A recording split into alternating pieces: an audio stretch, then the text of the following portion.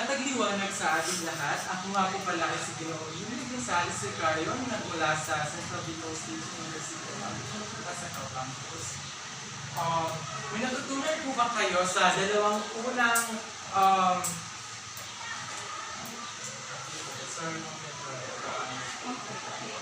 may natutunan po ba kayo sa dalawang unang nagpresenta ng kanilang pagbahagi ng kaalaman ukol o tungkol sa larawan sa kanilang interpretasyon na nanggaling sa isang papel? Okay. Kung kayo ay talagang may natutunan sa ating talakayan ngayong araw, ano ang naging bagong ideya o ano ang naging interpretasyon mo dito sa larawan na ibinahagi ng ating guro at ng dalawang observer? Huwag po kayong mahiya dahil tayo lang. Magsimula tayo dito. Sa iyo anak, sa tingin mo, ano ang ibig sabihin ng nasa larawan o ano ang pagkakaintindi mo o interpretasyon mo sa larawan na iyong nakikita? Sir, inyong mungkahi ko na bawat leader magbahagi din sila ng kanilang kasi mamarkahan sila kung paano sila magsalita. So, dyan po ang leader ay tumindig po. Dito po, tindig.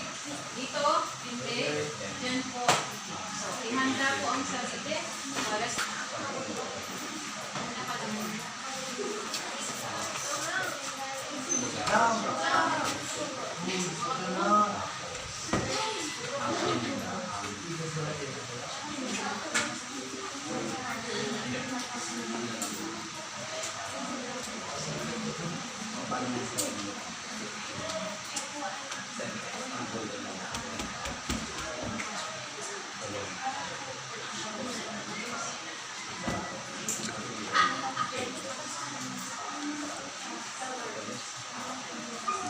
Okay.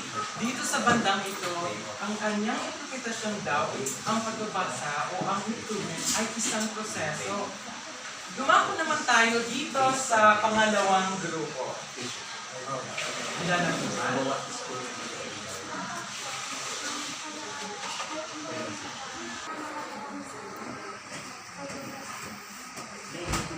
Dito naman po sa pangalawang grupo, ang kanilang interpretasyon ay ang pagkakaroon ng limitasyon sa paglaan ng oras sa paggamit ng teknolohiya o social media para tayo ay mas matuto magbasa. Ganun po ang kanilang interpretasyon. Lumako naman tayo ngayon sa ikatlong grupo. Sino ang leader ng grupong ito? Ano naman po ang ibang interpretasyon sa larawan ng interpretasyon?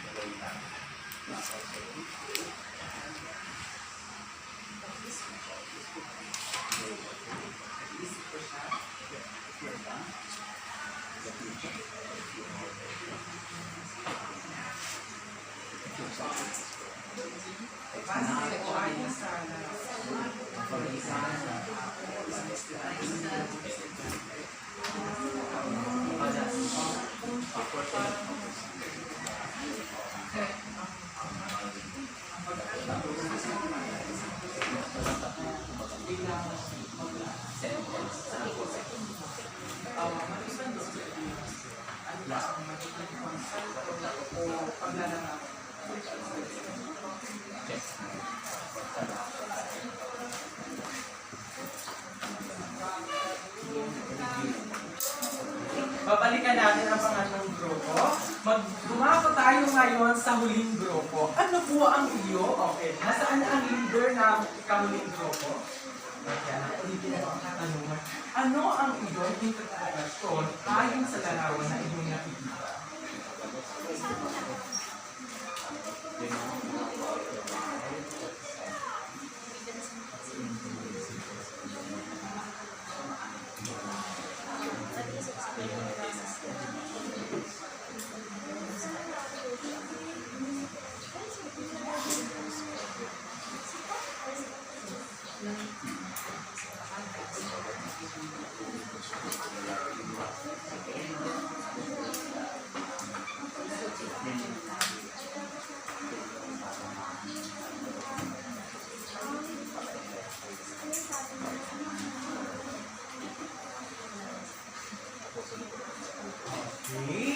Ang punto naman na nais ibahagi ng huling grupo ay ang pagbabasa daw ay ang proseso para mas lalo natin maunawaan kung anong konteksto o teksto ang nilalaman ng isang akda o ng isang aklat. Okay? Ulitin natin. Ang sa unang grupo, ang sabi nila, ang interpretasyon na nasa larawan ay ang pagbabasa ay isang proseso. Habang sa pangalawang grupo naman, ang nasa larawan daw ang kanilang interpretasyon kapag ang isang bata ay nagkaroon ng limitasyon o boundaries sa paggamit ng iba't ibang uri ng social media apps such as Facebook o kung ano pa man na bagong aplikasyon na ngayon na na-invento, kung mag-focus po tayo sa pagbabasa, mas lalo tayong matututo. Tama naman po yun. Ngayon, doon po sa huling grupo, ang interpretasyon naman po nila kapag ang isang bata o ang mag-aaral daw ay nagpasa, mas lalong lalawak ang kaalaman o pagpunawa ng isang estudyante. Ngayon, babalik po tayo sa ikatlong grupo. Ngayon, anak, ano ang iyong interpretasyon sa larawan na iyong nagsira?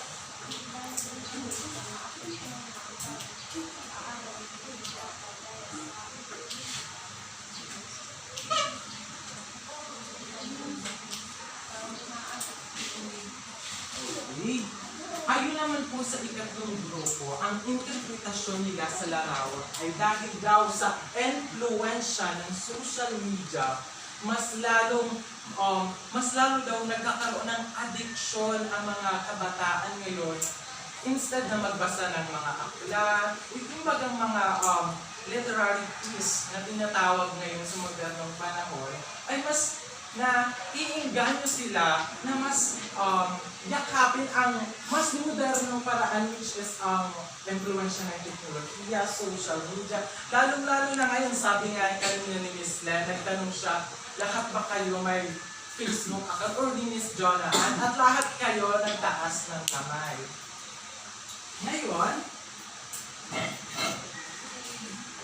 naunawaan na po ba ang nasa larawan? Oo. Okay, maganda. Salamat. Maganda.